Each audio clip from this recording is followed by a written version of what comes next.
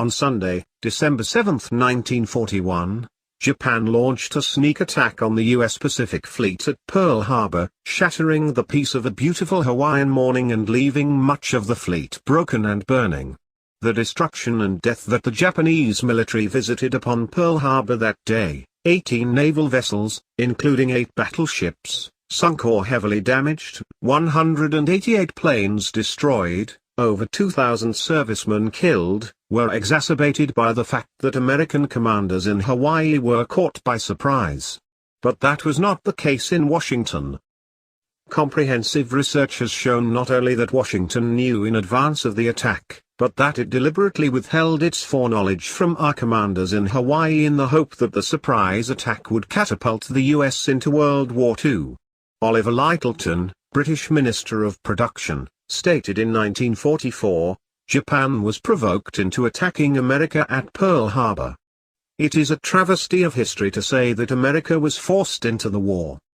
Although FDR desired to directly involve the United States in the Second World War, his intentions sharply contradicted his public pronouncements. A pre-war Gallup poll showed 88% of Americans opposed U.S. involvement in the European War. Citizens realized that U.S. participation in World War I had not made a better world, and in a 1940, election year, speech, Roosevelt typically stated, "I have said this before, but I shall say it again and again and again. Your boys are not going to be sent into any foreign wars." But privately, the president planned the opposite. Roosevelt dispatched his closest advisor, Harry Hopkins, to meet British Prime Minister Winston Churchill in January 1941. Hopkins told Churchill, "The President is determined that we, the United States and England, shall win the war together. Make no mistake about it. He has sent me here to tell you that at all costs and by all means he will carry you through, no matter what happens to him. There is nothing he will not do so far as he has human power." William Stevenson noted in A Man Called Intrepid that American-British military staff talks began that same month under utmost secrecy, which, he clarified, meant preventing disclosure to the American public. Even Robert Sherwood, the president's friendly biographer, said, "If the isolationists had known the full extent of the secret alliance between the United States and Britain, their demands for impeachment would have rumbled like thunder throughout the land." Background to betrayal. Roosevelt's intentions were nearly exposed in 1940 when Tyler Kent, a code clerk at the U.S. Embassy in London, discovered secret dispatches between Roosevelt and Churchill. These revealed that FDR, despite contrary campaign promises, was determined to engage America in the war. Kent smuggled some of the documents out of the embassy, hoping to alert the American public, but was caught. With U.S. government approval, he was tried in a secret British court and confined to a British prison until the war's end. During World War II's early days, the president offered numerous provocations to Germany, freezing its assets, shipping 50 destroyers to Britain, and depth-charging U-boats. The Germans did not retaliate, however. They knew America's entry into World War I had shifted the balance of power against them, and they shunned a repeat of that scenario. FDR therefore switched his focus to Japan. Japan had signed a mutual defense pact with Germany and Italy, the Tripartite Treaty. Roosevelt knew that if Japan went to war with the United States, Germany and Italy would be compelled to declare war on America, thus entangling us in the European conflict by the back door. As Harold Ickes, Secretary of the Interior, said in October 1941, "For a long time I have believed that our best entrance into the war would be by way of Japan." Much new light has been shed on Pearl Harbor through the recent work of Robert B. Stinnett, a World War II Navy veteran. Stinnett has obtained numerous relevant documents through the Freedom of Information Act. In Day of Deceit, The Truth About FDR and Pearl Harbor, 2000, the book so brusquely dismissed by director Bruckheimer, Stinnett reveals that Roosevelt's plan to provoke Japan began with a memorandum from Lieutenant Commander Arthur H. McCullum, head of the Far East Desk of the Office of Naval Intelligence. The memorandum advocated 8 actions predicted to lead Japan into attacking the United States. McCullum wrote, "If by these means Japan could be led to commit an overt act of war, so much the better." FDR enacted all 8 of McCullum's provocative steps, and more. While no one can excuse Japan's belligerence in those days, it is also true that our government provoked that country in various ways, freezing her assets in America, closing the Panama Canal to her shipping, progressively halting vital exports to Japan until we finally joined Britain in an all-out embargo, sending a hostile note to the Japanese ambassador implying military threats if Tokyo did not alter its Pacific policies, and on November 26, just 11 days before the Japanese attack, delivering an ultimatum that demanded, as prerequisites to resumed trade, that Japan withdraw all troops from China and Indochina, and in effect abrogate her tripartite treaty with Germany and Italy. After meeting with President Roosevelt on October 16, 1941, Secretary of War Henry Stimson wrote in his diary, "We face the delicate question of the diplomatic fencing to be done so as to be sure Japan is put into the wrong and makes the first bad move, overt move."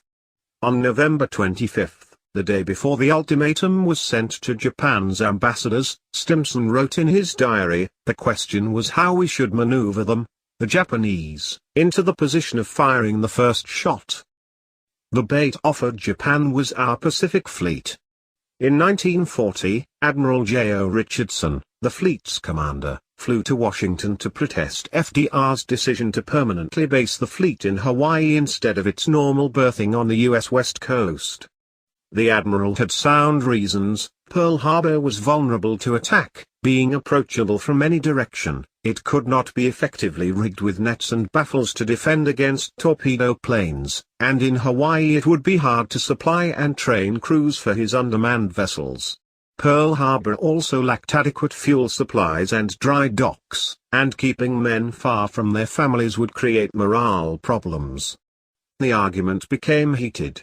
Said Richardson, "I came away with the impression that, despite his spoken word, the president was fully determined to put the United States into the war if Great Britain could hold out until he was re-elected."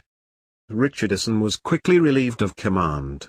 Replacing him was Admiral Husband E. Kimmel. Kimmel also informed Roosevelt of Pearl Harbor's deficiencies, but accepted placement there, trusting that Washington would notify him of any intelligence pointing to attack. This proved to be misplaced trust.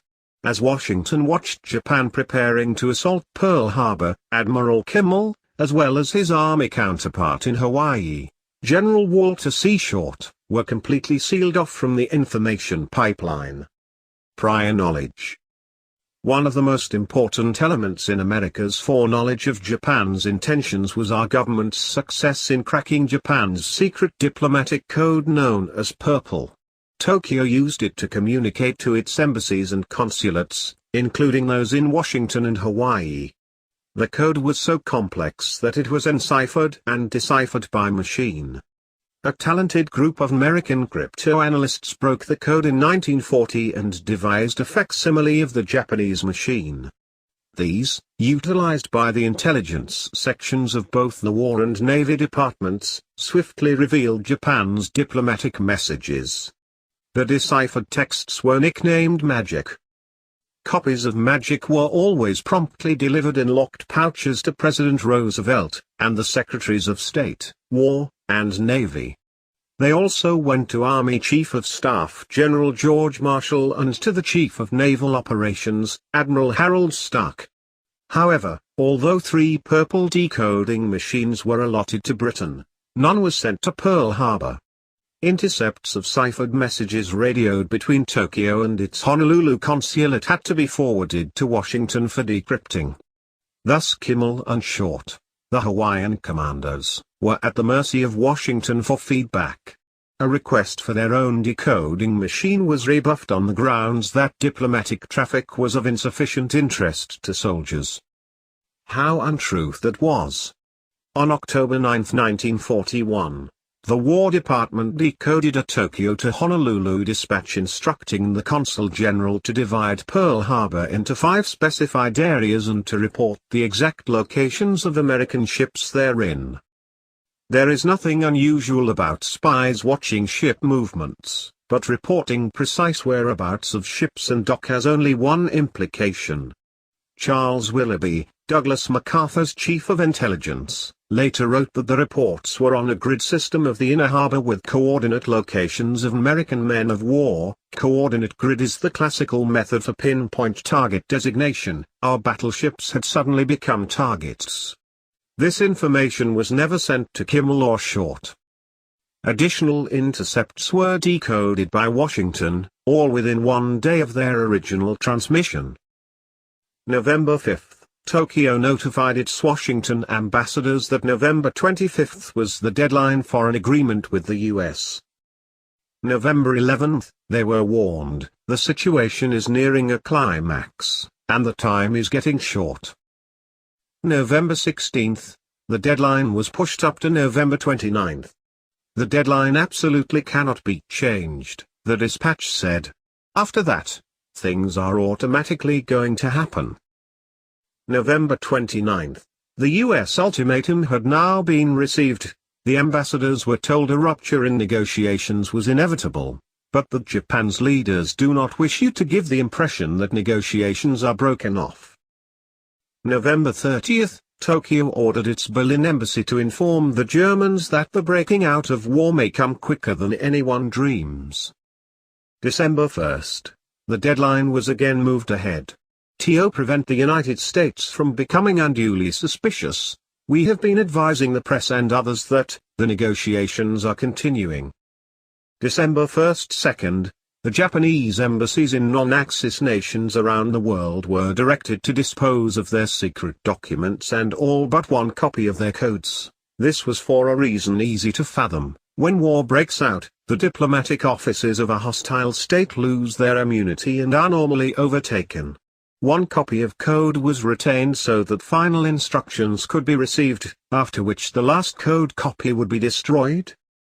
An additional warning came via the so-called Wind's message. A November 18 intercept indicated that, if a break in U.S. relations were forthcoming, Tokyo would issue a special radio warning. This would not be in the Purple Code, as it was intended to reach consulates and lesser agencies of Japan not equipped with the code or one of its machines. The message, to be repeated 3 times during a weather report, was Higashi no Keizum, meaning east wind, rain. East wind signified the United States, rain signified diplomatic split, in effect, war. This prospective message was deemed so significant that U.S. radio monitors were constantly watching for it, and the Navy Department typed it up on special reminder cards. On December 4, Higashi no Keizum was indeed broadcast and picked up by Washington intelligence. On 3 different occasions since 1894, Japan had made surprise attacks coinciding with breaks in diplomatic relations. This history was not lost on President Roosevelt. Secretary Stimson, describing FDR's White House conference of November 25, noted, "The president said the Japanese were notorious for making an attack without warning and stated that we might be attacked, say next Monday, for example." Nor was it lost on Washington's senior military officers, all of them War College graduates.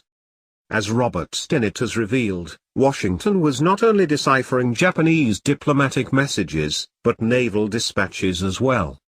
President Roosevelt had access to these intercepts via his routing officer, Lieutenant Commander McCullum, who had authored the original 8-point plan of provocation to Japan. So much secrecy has surrounded these naval dispatches that their existence was not revealed during any of the 10 Pearl Harbor investigations, even the mini-probe Congress conducted in 1995. Most of Stinnett's requests for documents concerning Pearl Harbor have been denied as still classified, even under the Freedom of Information Act. It was long presumed that as the Japanese fleet approached Pearl Harbor, it maintained complete radio silence. This is untrue. The fleet barely observed discretion, let alone silence. Naval intelligence intercepted and translated numerous dispatches, some clearly revealing that Pearl Harbor had been targeted. The most significant was the following, sent by Admiral Yamamoto to the Japanese First Air Fleet on November 26, 1941. The task force, keeping its movement strictly secret and maintaining close guard against submarines and aircraft, shall advance into Hawaiian waters, and upon the very opening of hostilities shall attack the main force of the United States fleet and deal it a mortal blow. The first air raid is planned for the dawn of X Day. Exact date to be given by later order. So much official secrecy continues to surround the translations of the intercepted Japanese naval dispatches that it is not known if the foregoing message was sent to McCullum or seen by FDR. It is not even known who originally translated the intercept. One thing, however, is certain: the message's significance could not have been lost on the translator. 1941 also witnessed the following.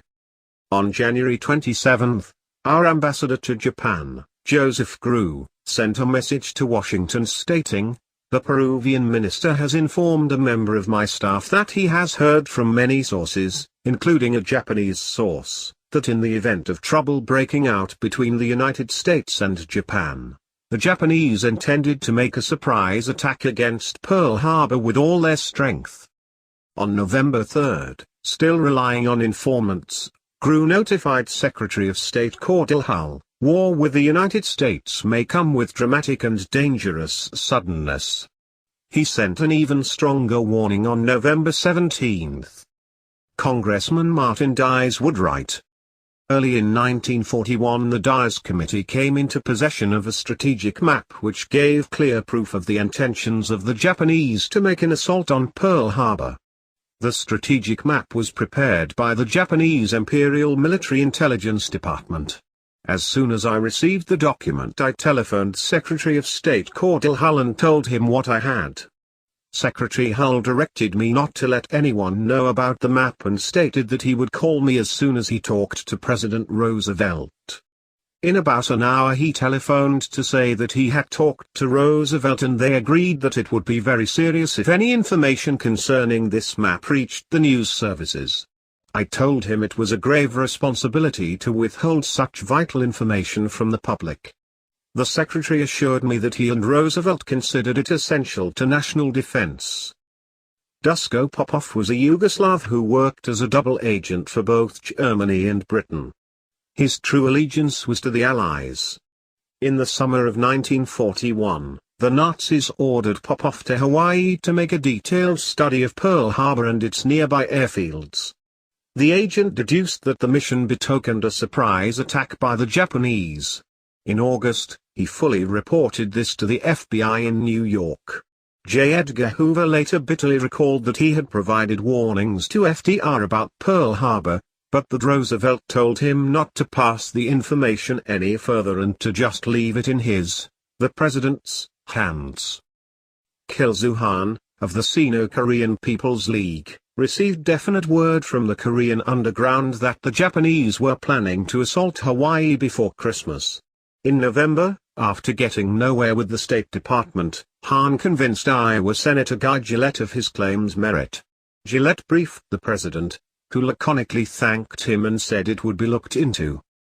In Java, in early December, the Dutch army decoded a dispatch from Tokyo to its Bangkok embassy, forecasting attacks on 4 sites including Hawaii.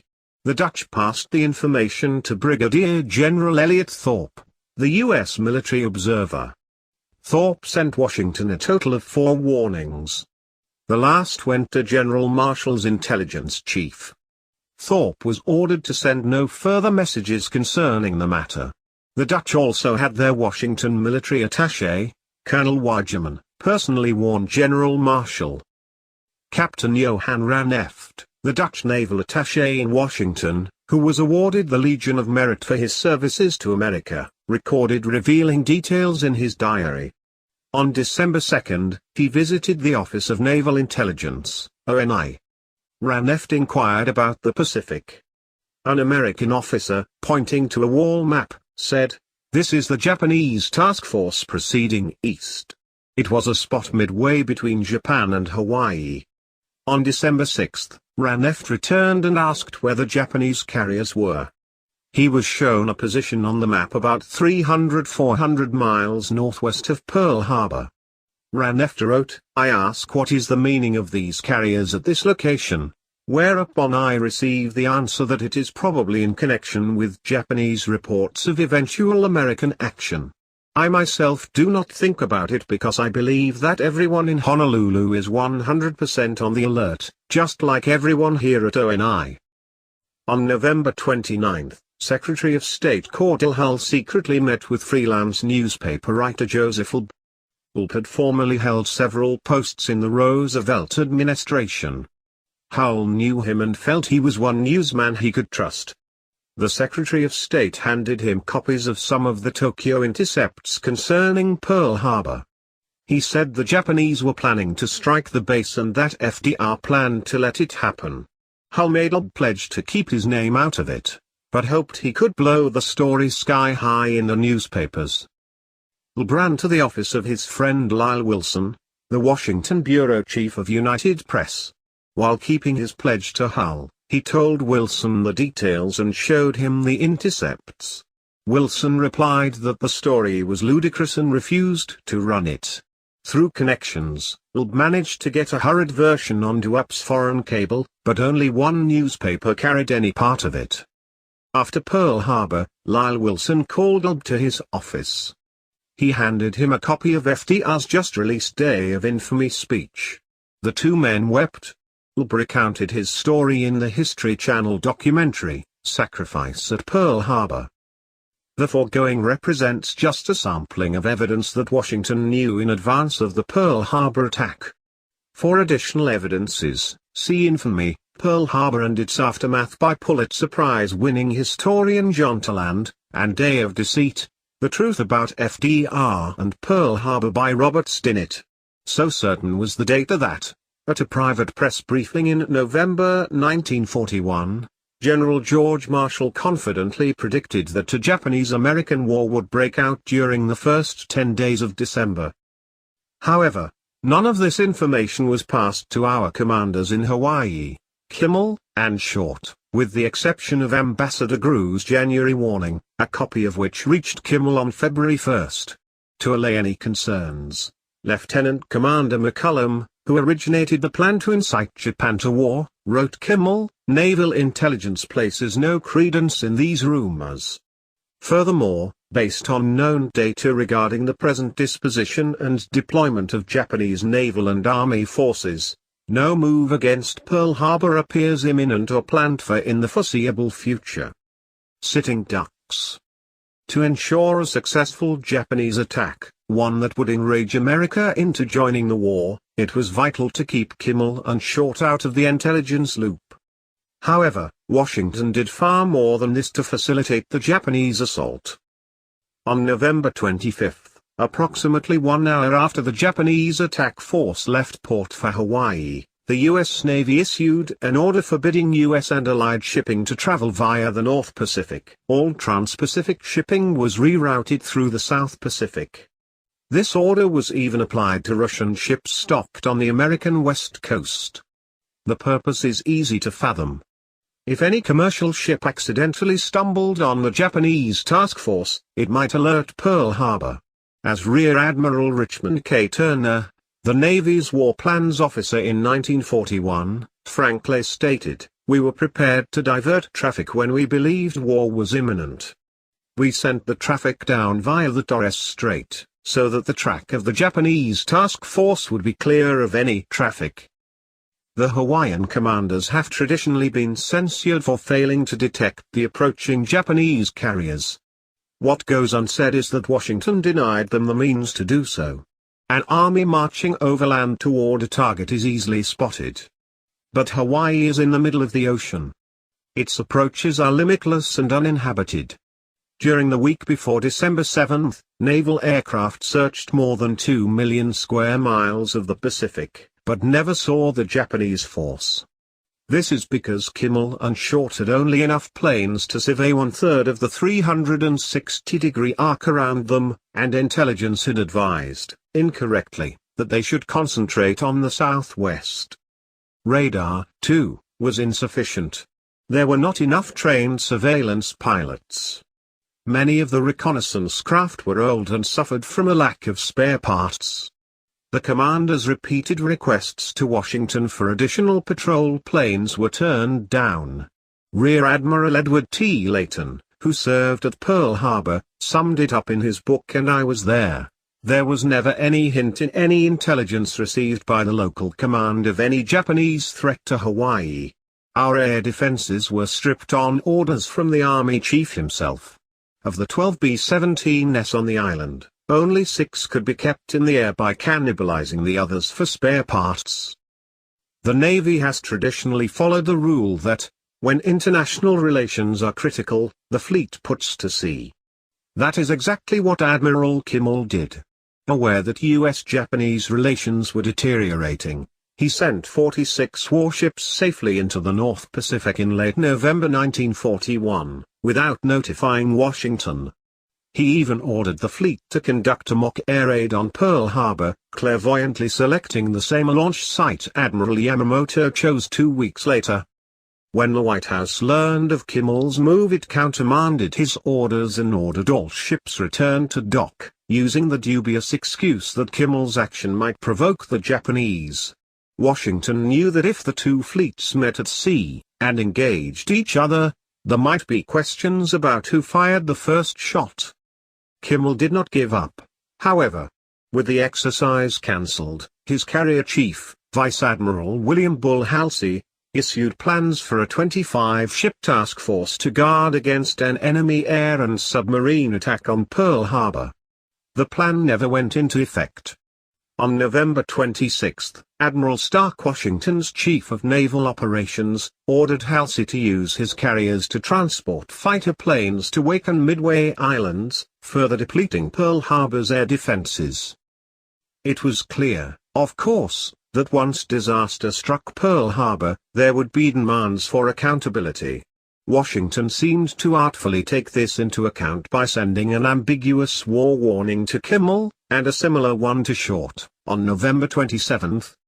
This has been used for years by Washington apologists to allege that the commanders should have been ready for the Japanese. Indeed, the message began conspicuously: "This dispatch is to be considered a war warning."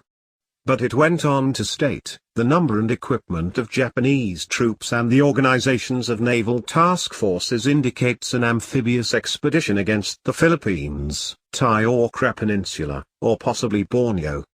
None of these areas was closer than 5,000 miles to Hawaii.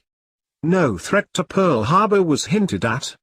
It ended with the words, "Continental districts, Guam, Samoa take measures against sabotage." The message further stated that measures should be carried out so as not to alarm civil population. Both commanders reported the actions taken to Washington.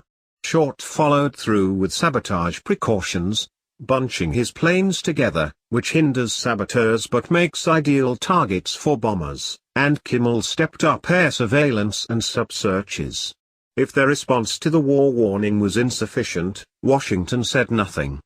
The next day, a follow-up message from Marshall's Adjutant General to Short warned only, "Initiate forthwith all additional measures necessary to provide for protection of your establishments, property, and equipment against sabotage, protection of your personnel against subversive propaganda and protection of all activities against espionage." Thus things stood as Japan prepared to strike. Using the Purple Code, Tokyo sent a formal statement to its Washington ambassadors. It was to be conveyed to the American Secretary of State on Sunday, December 7. The statement terminated relations and was tantamount to a declaration of war. On December 6, in Washington, the War and Navy departments had already decrypted the first 13 parts of this 14-part message. Although the final passage officially severing ties had not yet come through, the fiery wording made its meaning obvious. Later that day, When Lieutenant Lester Schultz delivered to President Roosevelt his copy of the intercept, Schultz heard FDR say to his advisor, Harry Hopkins, "This means war." During subsequent Pearl Harbor investigations, both General Marshall, Army Chief of Staff, and Admiral Stark, Chief of Naval Operations, denied any recollection of where they had been on the evening of December 6, despite Marshall's reputation for a photographic memory. But James G. Stahlman, a close friend of Navy Secretary Frank Knox, said Knox told him FDR convened a high-level meeting at the White House that evening. Knox, Marshall, Stark, and War Secretary Stimson attended. Indeed, with the nation on war's threshold, such a conference only made sense. That same evening, the Navy Department received a request from Stimson for a list of the whereabouts of all ships in the Pacific. On the morning of December 7, the final portion of Japan's lengthy message to the U.S. government was decoded. Tokyo added 2 special directives to its ambassadors. The first directive, which the message called very important, was to deliver the statement at 1 p.m. The second directive ordered that the last copy of code, and the machine that went with it, be destroyed. The gravity of this was immediately recognized in the Navy Department. Japan had a long history of synchronizing attacks with breaks in relations. Sunday was an abnormal day to deliver diplomatic messages, but the best for trying to catch U.S. armed forces at low vigilance, and 1 p.m. in Washington was shortly after dawn in Hawaii. Admiral Stark arrived at his office at 9:25 a.m. He was shown the message and the important delivery time. One junior officer pointed out the possibility of an attack on Hawaii, another urged that Kimmel be notified. But Stark refused. He did nothing all morning.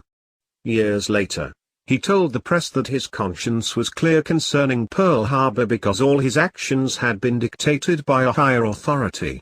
As Chief of Naval Operations, Stark had only one higher authority, Roosevelt. In the War Department, where the 14-part statement had also been decoded, Colonel Rufus Bratton, head of the Army's Far Eastern Section, discerned the message's significance. But the Chief of Intelligence told him nothing could be done until Marshall arrived. Bratton tried reaching Marshall at home, but was repeatedly told the general was out horseback riding. The horseback ride turned out to be a long one.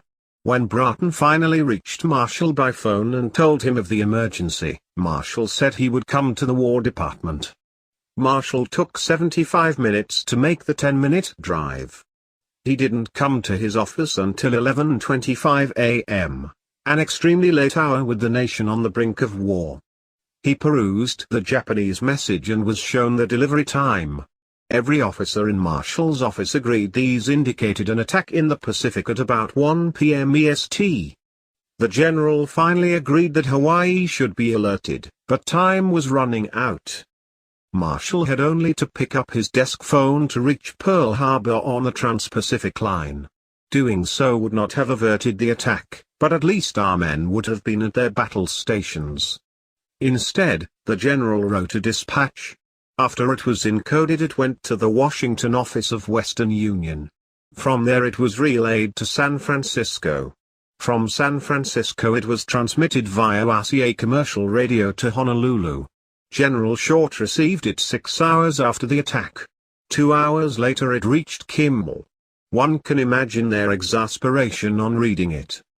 Despite all the evidence accrued through magic and other sources during the previous months, Marshall had never warned Hawaii. To historians, ignorant of that classified evidence, it would appear the general had tried to save Pearl Harbor, but alas, too late. Similarly, FDR sent a last-minute plea for peace to Emperor Hirohito. Although written a week earlier, he did not send it until the evening of December 6.